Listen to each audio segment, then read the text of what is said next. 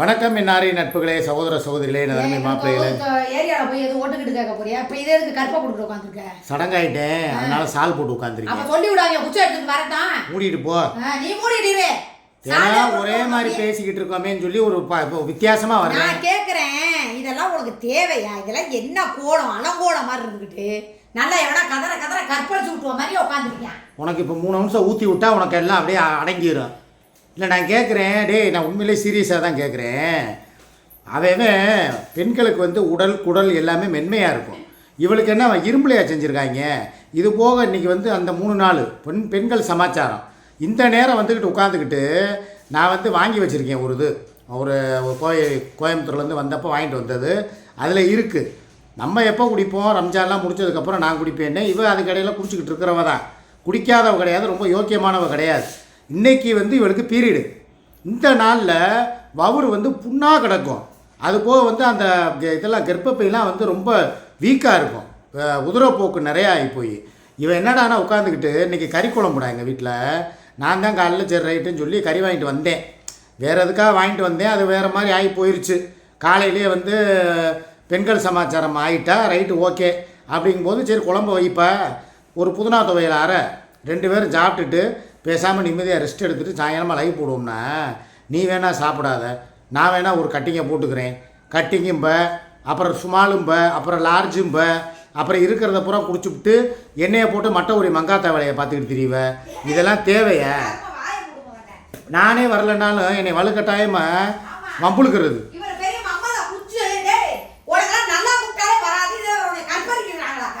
அதாவது ஒரு சில வீடுகளில் ஆம்பளைங்க சாப்பிட்டு பொம்பளைகளை வேட்டையாடுவாங்க. இந்த வீட்டில் எப்படி தெரியுமா, புலி வேட்டை நடக்குது. ஒரு பாட்டு கூட இருக்குது தெரியுமா, புலி மானை வேட்டுமிடம் காட்டில், மான் புலியை வேட்டையாடுமிடம் கட்டில். அந்த மாதிரி உனக்கு நல்ல நாள்லயே ஒன்றும் ஆகாது, எந்திரிக்காது. அதுவே மூளையில போய் கப்பலி பூச்சி மாதிரி கிடக்கும். நான் சும்மா இருந்தாலே எனக்கு தோணும், இதில் வேற உன்னை கதற கதற நான் உன்னை கற்பழிக்க போறேன். நேற்றே என்ன சொன்னேன், நேற்று செவ்வாய்க்கிழமைன்னு இவ தான் சொன்னான், ஏதோ விளக்கு தீபம் போட போகிறேன்டா. அதனால் சரி ரைட்டு ஓகே, நம்ம அந்த விஷயத்தில் தலையிடக்கூடாதுன்னு சொல்லிட்டு நான் பாட்டு என் வேலையை பார்த்துட்டு நிம்மதியாக போய் படுத்து தூங்கிட்டேன். இன்றைக்கி காலையில் இருந்துச்சு கறி வாங்க சொல்கிற நேரமே இவளுக்கு அங்கே மடை திறந்துருச்சு. சரி அதோட மூடிட்டு பேசாமல் இருக்க வேண்டியதானே. இப்போ என்ன இது, என்ன ஆற்று தண்ணியை அடிச்சுக்கிட்டு போகிறதுக்கு? கிணத்துக்கு தண்ணி தானே, என்றைக்கினாலும் தவளை நக்கி குடிக்கத்தானே போகுது.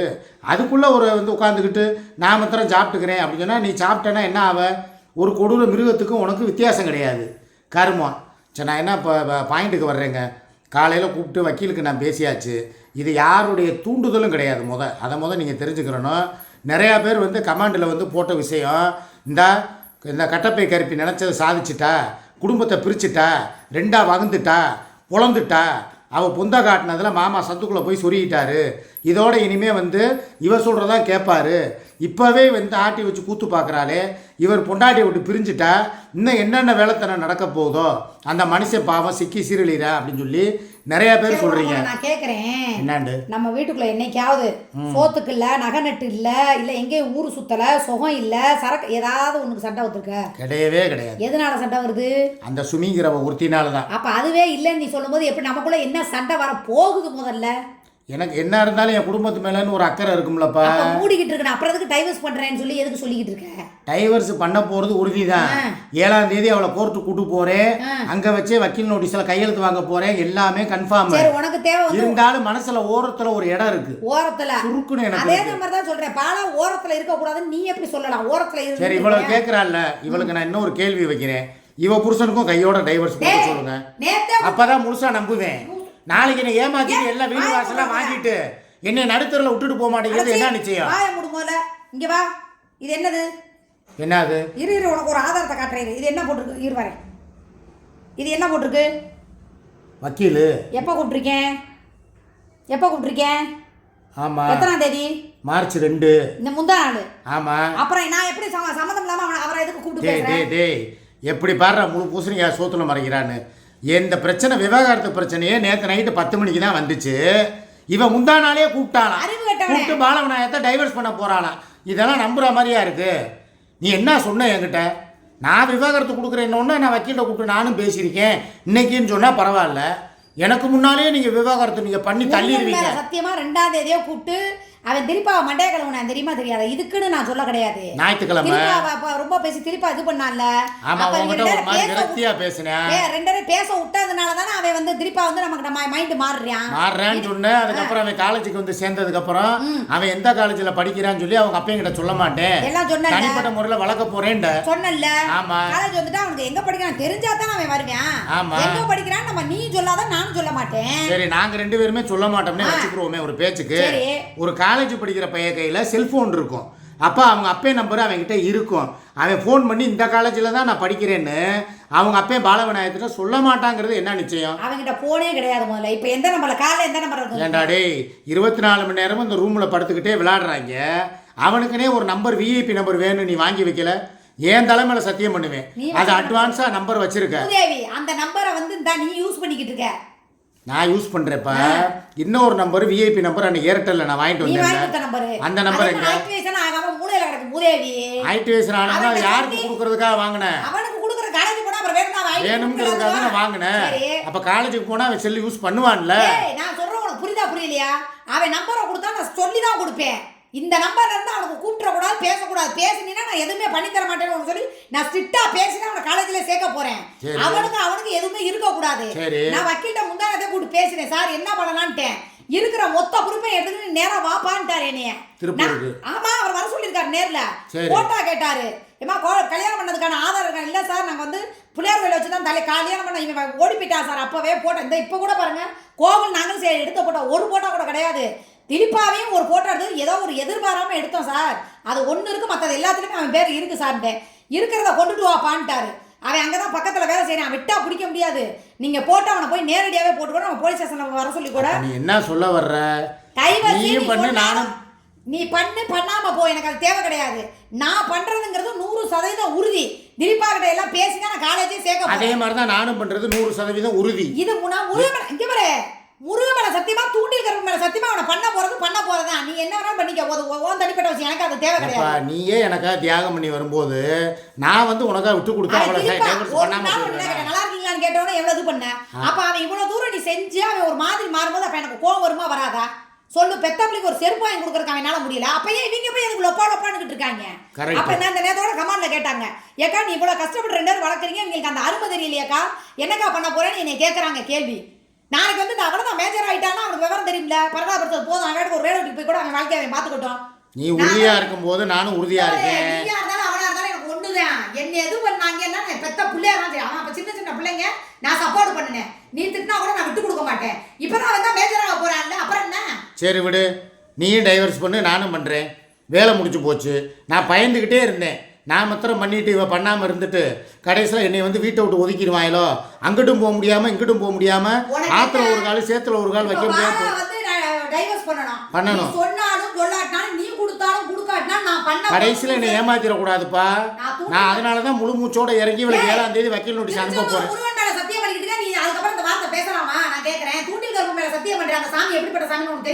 ஆமா கிளம்பு திருப்பூர் இங்க பரிச முடிய நம்ம கூப்பிட போறப்ப போகும்ல, ஒரு நாளைக்கு முன்னாடியே போவேன். இருக்கிறத எல்லாத்தையும் அவருக்கு நான் கொடுத்துட்டு வந்துடுறேன். அதை எங்கதான் வேலை செய்யறேன் அவினாசி பாளையத்துல. அதுக்கு எவ்வளவு தூரம் ஆக போகுது? இதுல நான் ஏமாத்தப்பட்டுருவேணுங்கிற ஒரு வருத்தம் எனக்கு லேசா இருந்துச்சு. இவ உறுதியா சொல்றா. சரி நானும் பண்ணிடுறேன். சொல்றேன் நான் வாங்கி கையெழுத்து போட்டு எனக்கு அவனுக்கு முடிஞ்சது பின்னாடி நீ பண்ணு போ. இவ்வளவுதான் உனக்கு நம்பிக்கை இல்லைங்கிற நீ அவன் கையெழுத்து கூட வருவான்ல. நீ இவ்வளவு தூரம் சொல்றீல விடு. நான் 7ஆம் தேதி நான் போய் பண்றேன். அவ்வளவுதானே விடு. இதுக்கு மேல நானும் உன்னை கம்பல் பண்ணல. நீ சொன்ன மாதிரி நான் ஒரு விஷயம் உன்னை கேட்கறேன். எனக்கு ஒரு போட்டா இல்லைங்கிறதுக்கே கைவசம் பண்ண முடியாதுமா. அது போட்டா வேணுமாங்கிறாரு. சரி மற்றதுல பூரா அவன் பேர் இருக்கிறனால கண்டிப்பாக ஜட்ஜி ஏற்றுக்குவாங்க நீதிபதிகள். கேட்டால் சொல்லுவாங்க, ஐயா இவங்க என்னை ஏமாத்தி தான் கல்யாணம் பண்ணிக்கிட்டே நாங்கள் போட்டோ இருக்குன்னா சரி விடுங்க. பிள்ளைங்கள் இருக்குது, ரேஷன் கார்டு, ஐடி ப்ரூஃப் எல்லாமே இருக்குல்ல அவன் பேரில். அப்படிங்கும்போது கூட ஒரு அளவு கொடுத்துருவோம். 90% கொடுத்துருவாங்கன்னு வச்சுக்க. இவ்வளோ போய் நீ என்னன்னு கொடுப்ப? இவளுக்கு தான் நிக்காவில் ஜமாத் பண்ணது. ஜமாத்துல நிக்கா பண்ணதுக்கு உண்டான பொறுப்பு இருக்குல்ல. அதுல என்ன பேர் இருக்கு? அதுல ஒரு பேர் இருக்கு. இதுல என்ன பேர் இருக்கு? அந்த பேரை வச்சு தான் பண்ணுவோம். இப்போ என்ன ஆதாரம்ங்கிறது ஒன்று தானே வேணும். ஆதார் கார்டு மட்டுமே ஆதாரம் கிடையாது. பள்ளியாசல்ல உள்ள சர்டிபிகேட் தான் ஆதாரம். அதுல என்ன பேர் இருக்கோ அதுதான். சொல்ல வர்ற கல்யாணம் பண்ணது ரெக்கார்டு இருக்கா? நான் மத்த ரெக்கார்டு இல்லங்கற. எனக்கு கல்யாணம் பண்ண ரெக்கார்டு இல்ல. கல்யாணம் பண்ணது, ரேஷன் கார்டு, வாக்காளர் அட்டை எல்லாத்துலயுமே என் பேரும் அவ பேரும் சேர்ந்து தான் இருக்கு. அதை வச்சு நான் டைவர்ஸுக்கு அப்ளை பண்ணுவேன். கண்டிப்பாக பண்ணுவேன். ஆதார் கார்டில் மாத்திரம்தான் பேர் மாற்றமாக இருக்கே தவிர மீதி எல்லாத்துலேயுமே ஒரே ப்ரூஃப் தான் இருக்குது. நான் தாராளமாக டைவர்ஸ் கொடுக்கலாம். ஆனால் கொடுக்கறதுக்கு முன்னால் யோசிச்சுக்கிட்டு இருக்கேன். நீ நான் கொடுத்ததுக்கப்புறம் நீ என்னை இப்போ பேக் அடிச்சு நீ வந்து வேணான்ட்டு நீ யோசிக்காம போ, எனக்கு தேவையில்லை. நான் யோசிச்சுட்டேன், என்னை பத்தி உனக்கு தெரியும்ல. நான் சொல்லிக்கிட்டே இருப்பேன், சிரிச்சுக்கிட்டே இருப்பேன், செய்வேன்னா நான் செஞ்சிருவேன். இப்ப அவனை விட்டா பிடிக்க முடியாது. அவன் அங்கதான் இருக்கேன் அவினாசிபுரத்துல. டக்குன்னு வச்சு 30 நாள்ல இந்த 3 மாசத்துல நான் முடிச்சிருவேன். எனக்கு பிடிக்காங்க. 7 வருஷம் பிரிஞ்சு வாழ்ந்தாலே கண்டிப்பா வந்து கோர்ட்டே உன் டைவர்ஸ் கொடுத்துரும். 7 வருஷம் பிரிஞ்சிட்டீங்களேன்னு சொல்லிட்டு. சரி விடு. சரியா? என்ன நானும் 6-7 வருஷமா பிரிஞ்சு தானே இருக்கேன். நான் என்ன சொல்றேன், வேற அளவுக்கு தானே அங்க போக வர்றேன். பசங்களை காட்ட சொல்லி கோர்ட்ல சொல்லுவாங்க. அவன் கேட்பான், என் பிள்ளைய பார்க்கணும். நான் காட்டுறேங்க, எங்க காட்டணும் பொதுவான இடத்துக்கு தான் கூட்டி வந்து காட்டுவேன். காலேஜுக்கோ ஸ்கூலுக்கோ போக கூடாது சரி அப்படின்னு சொல்லி நான் சொல்லி தான் நான் வந்து பண்ணேன். பிள்ளைய வேணா பிள்ளைய காட்டுறேன். ஆனா எனக்கு அவனுக்கு சம்மந்தம் கிடையாது. இனிமே என் பேரை யூஸ் பண்ண கூடாது, இனிமே அவன் பேரை இருக்க கூடாது. நான் அவன் பேரை மாத்துறதுக்கு பாத்துக்கிட்டு நீ என்னமோ பேசிக்கிட்டு இருக்க. சரி, இவ்வளவு ஏதாவது ஜீவானம்சன் ஏதாவது கேட்டா கொடுக்கலாமா வேணாமா? அப்புறம் அந்த நேரம் பிரச்சனை பண்ணக்கூடாதுல்ல நீ. ஏண்டா இப்ப வேகமா சொல்றா விவாகரத்தை கொடுத்துருங்க. வந்து ஜீவனம்சம் சொல்லும்ல, சொல்றப்ப கொடுக்கவா? வந்து உன் வருமானம் என்ன, உன்னோட ஏஜ் என்ன, நீ என்னென்ன பண்ணிருக்க, பிள்ளைக்கு என்னென்ன எல்லாம் கால்குலேஷன் போட்டு தான் கொடுப்பாங்க. சரி. யூடியூப்ங்கிறது நிரந்தர வருமானம் கிடையாது, உனக்கு நிரந்தர தொழிலும் கிடையாது. அதனால அதை பார்த்து தான் கோர்ட் கொடுக்கும். சரி. ஏன்னா உனக்கு ஏற்கனவே உடம்பு முடியாது அப்படிங்கும்போது நாளைக்கு திடீர்னு ஒண்ணு ஆகும்போது என்ன பண்ணுவ? சரி. மருந்து மாத்திரை வாங்குறதுக்கு செலவுக்கு ரூபா வேணுங்க.